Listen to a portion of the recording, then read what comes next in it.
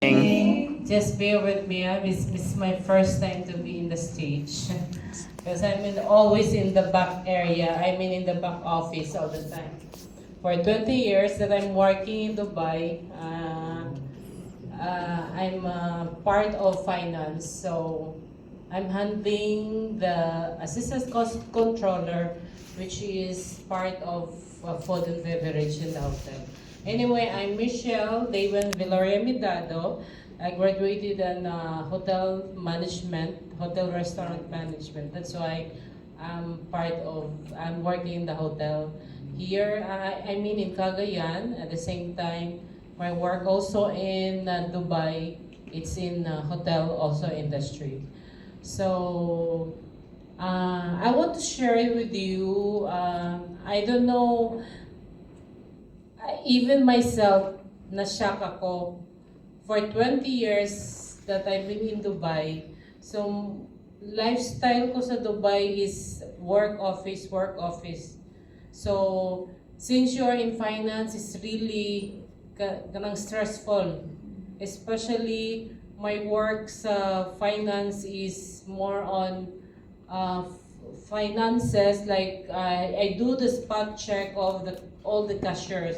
I'm handling 2 hotels because during after the COVID, they tried to remove 50 staff. So what we do, the management, ang ilagi buhat is 1 staff na lang for 2 hotel. So both hotel I'm handling. So since my work is more on inventory, and so I have to go back. Sometimes I have to work twice without pay, no overtime.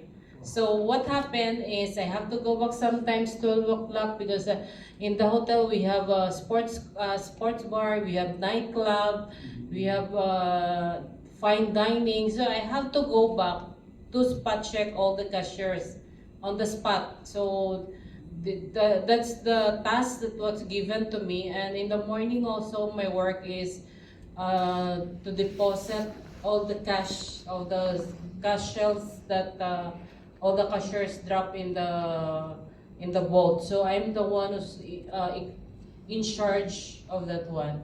Anyway, the reason why I'm here also because I want to share my journey with the portier in my life. So what happened is last year, 2025, I'm having a seizure. Actually, before it happened, 1 week before it happened that I was having a seizure, my right whole body, half of my body right was I don't have control. So it will go like down only. So I just ignore it because I thought it's just I'm clumsy or whatever. But one day I realized in a day during sa office, it's 5 times, 6 times hulog ako kung magkupot og cellphone. Mahulog ang ako kamot. And then I said, no, clumsy man ako. Pero I was worried already. Proven in Dubai, everything there in Dubai is high tech. So we can communicate directly with our doctor, like if you went for the clinic. So how we will know that we have a sickness because only blood or what is CBC, GPT, that's only they want to check. So I didn't undergo exactly for the whole checkup. So what happened, I messaged my doctor, Doc, I'm worried about myself because I don't have the control of my right body. Have a right thing. So the doctor replied, Michelle, I'm sorry, I was in the vacation. So what you're gonna do is you have to go to neurologist because might be it's related to your brain. Maybe you have a tumor or whatever. You have to go urgently, but the end of the day. So Doc, I don't know any neurologist. No, we have a neurologist because we can communicate with them through WhatsApp only. That's the best thing with the hospital clinic in Dubai, they are very responsive with their patient, unlike here. Sorry, but the thing is, I said, they said, you go urgent, Michelle, without fail, you have to go. Now the clinic that he gave me the clinic is far from my place. So what happened, na-late ako gawa sa office kaya ang boss ko may patrabaho sa ako. But the time I'm really kanang kapoy na gid kaayo. So I'm still want to go to the clinic just to make it short because I'm also worried because a week before that one, sige na ko cough, sige na ko ubo, na nga hindi ko masabtan, nga nung sige ko ubo. So I cleaned the aircon, maybe it's dust lang only for aircon, gibutangan pagid na ko parang screener nga para ma-screen lang gid siya matabunan ng abog. Wala man gyud every night mao gid siya manultol gid siya ba from 9 between 9 to 11 manultol gid siya ubo dito nga mamatay gid ko sa ubo nga wala may gagawas nga klema. So one time to pagadto na nako magsakay pa ko for 7th station ko manaog. Nalampas pag ikaw, naabot ko sa 9th station. So, I have to go back again. So, pag abot na ako dito, nakanaog na ko. Nag-ingon na po na sige, wala diri ang inaning clinic. Tuwa sa Pikas. So, nag-train na po ko. Pag abot na din ako, in short, wala hindi ko na naabtan ng doktor ko. I mean, nagpa-buko. So, wala ko na siya na dakpan.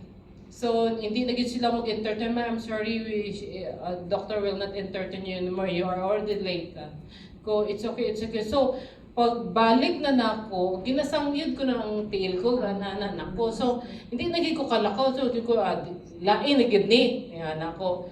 Pero, gina-ignore gyapon po na ako. Until one time, naging ng friend ko nga, nagkuyog na ako nga, balik lang taog mati, kay kanang off man ko. So, naingon ko, since maagi kami sa Dubai Mall, I mean, Mall of Emirates, ang agihan na mo, dito magod na ang stopover sa train. So, maagi gid mi sa sulod sa Mall of Emirates. So, dito ko mga on na lang ta, anak ko. Pag pangaon na mo, singko, para pagpuli na to matulog na lang gid ko. Wala na gid ko agwanta, wala ko na nahimasa, wala na kay lain na, gainit na ko lawas. So, that time, ko matulog na lang ko makaunta sa tapos matulog diretso kay lain na kita ko paminaw. From the 3 o'clock in the morning, nag-change lang ko position, dito ko gi-seashore. So, nag-seashore ko at around 3 o'clock in the morning. Tapos, but the good thing, when I was in seashore, grabe ko conscious. Kanang may present of mind ko. So, gaingon gid ko nga, siko dili dapat makasinggit ko kay para makapangayo ko help. Wala man ka matang friend ko sa tapad ko kay grad ang deep sleep niya. Tapos ko Lord, pasinggita lang ko Lord, pasinggit ako. So, nakasinggit ko. So, nakakuha dahil kong telepono, tawag, wala siya gatubag. The third one yung gibuhat ko, gitawagan ako friend.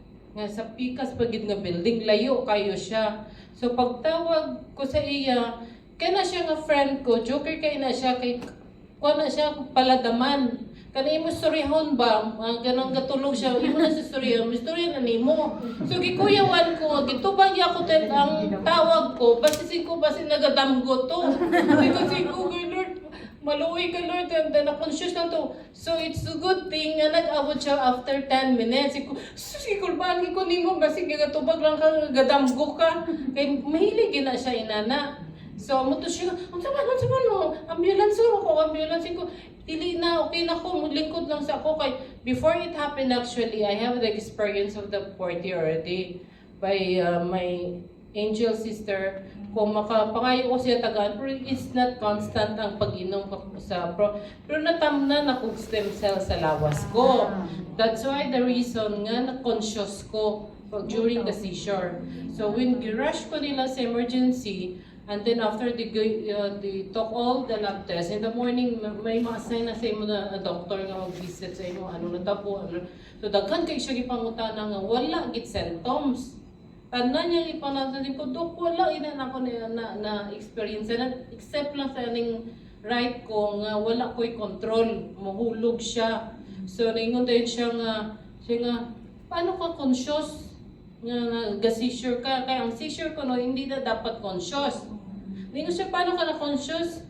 Ko, amput Lord. I mean, ko amput Dok. Basta hindi ko ningon siya sa kuha nga nangihi ka nga hindi ka conscious. Kung conscious ko, naglingkod pa gani ko, Dok. Ningon siya nga, naglaway ka. Kung wala ko nang laway, Dok. Ningon siya nga, kanang, basta daghan siya gipangutanan. Dali ko, Dok. Actually, naglingkod pagi ko na, ito ko toilet, nangihi ko, kay kahigon ko, Dok. Tapos, nakalakaw pa ko, Dok. Alam ko sa iya, siya nga, nag-wonder di ko sa imo ba? Ano, naka-conscious ka during the seizure? Wala may taong conscious during the seizure. Ano siya? So dito, i-run through ko nila, nagstay ko sa hospital for 9 days, ko nila ko tanan, nakita nila na diagnose ko for stage 4 lung cancer with metastasis. Kaya nagsaka sa brain ko. Amo to diguro na wala ang control ko. 3 lesion ang ila nakita sa brain ko. So which is pumero duha lang nakita niya. So ang iya gibuhat ni doktor isa niya siya nga di na mo makita either tuberculosis or brain tumor. Wala. So pagkahapon nibalik siya, which is dapat early na siya kapauli, pero nibalik gid na ako na ay kami nakita ng another lesion sa brain mo. So third lesion na ang ila nakita, which is here. So wala sila, ingon nila my doubt is maybe nasa lungs mo. So are you willing to do the biopsy? Mag-extract kami tissue for you para ma-check na ito mo biopsy. So from that time, gikuhaan ko nila, pagkuha nila, so ila din ko, gitawag ko nila nga, you will know the result after 2 weeks. But less than a week, nag-abot ang result, which is I have the 4 lung cancer metastasis with metastasis and 3 lesions. So it's urgent. They need to do the radiation because it's in my brain. So what happened? I don't know the reason why they're in panic. I don't know, even my family, they know, but I'm the one doesn't know what exactly my situation because they disclose the information to me. So, gahilak na ko. Ayun ko, what is really exactly what happened. Kay, hindi nila i-share sa ako. And later on, I found out that I have a stage 4 lung cancer. And then, even the doctor was telling that I'm only 6 months to live. But here I am, I already in 14 months because of the help of the Lord here. That time when I was having the 2 chemo in Dubai, I'm not taking Porter that time because there is no staff at that time, no? She's trying to find ways paano maabot sa ako ang stem cell, but wala. So my life is really devastating, like I don't know, sige ko suka, hindi ko mukaon, masimutan ko lang ang sanina sa ako isuon, hindi na ko mukaon. Kay what happened that time, I need someone to take care of me because kanang pauli na siya, kay nagkatama siya actually sa Dubai to take care of me. So, yan naman iya visa, so another replacement kay hindi gid ko kalihok nga ako lang. Gakamang ko sa salog. So what happened that time when I try to check effort nga mapadalan gyud kong tambal. But it's within 2 months wala ko ga take Porter. Kaya ang pag-take ko sa Porter, kuan man lang mo, dili man siya constant gyud kay tagaan lang ko niya, pero I don't mind taking the Porter kay wala mo gid na ako siya ginaseryoso nga mainom tani kay mahalon man ni wala ba. So pero I don't even realize nga dako na ganito na tabang sa ako body na ano sa system ko. When I was diagnosed, light na, hindi siya grabe. Kay pwede ko na ingon ni doktor, pwede ko ma-stroke or ma-paralyze, pero ngano ko no wala na tabang sa ako. Amo ni ingon niya, naingon pa sa ako nga, sigurado ka? Iko, oo, Dok. wala mo na yun sa ginang porter, pero wala man din ako seryoso ang porter. Pero that time na-realize ko, maybe that time the porter is already in my system. That's why pag seizure na ako, is light lang. Hindi siya grabe. So, at the end of the story, nakita gid na ko ba nga nag-continue na ako sa porter, dako gid ang diferensya. I mean, the people around me hindi namuto nga stage 4 lang cancer ko. Kaya nakita nila to sa physical ko. Yes. At this moment, and the last time na nag-PET scan si doktora sa Chongwa, kaya na-assign ko diri because Chongwa was the accredited hospital ko sa Dubai na continue ang insurance ko. So I'm having the fourth year at the same time I'm still doing the therapy. But the thing is, lahi gid siya nga wala ko fourth year.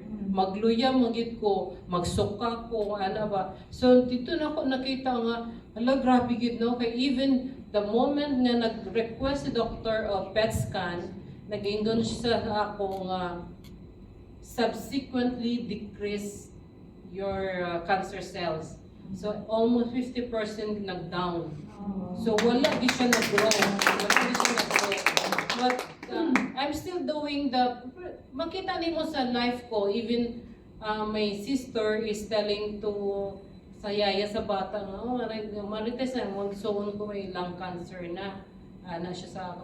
So, nangutan ang yaya na, titinuotoy may lung cancer ka, kaya hindi mo good obvious sa imo nga may lung cancer. Kaya nakita niya, gapang laba ko, nagapang limpyo ko sa balay, hindi ko na siya typical nga tao nga may cancer, nga maglihok-lihok, mahigda, ramang gid na, di ba? So, sa ako, wala normal gid ko, as in, totally normal ko sa balay. Wala ko'y kanang kimi-kimi nga, may sakit ko, wala gid, kaya hindi man, kaya I'm energetic man gyud ko. So hindi gini mo makita sa life ko nga nay cancer ko. Even the nurse that nga kasilingan ko sa Dubai, yati I'm working in a cancer hospital.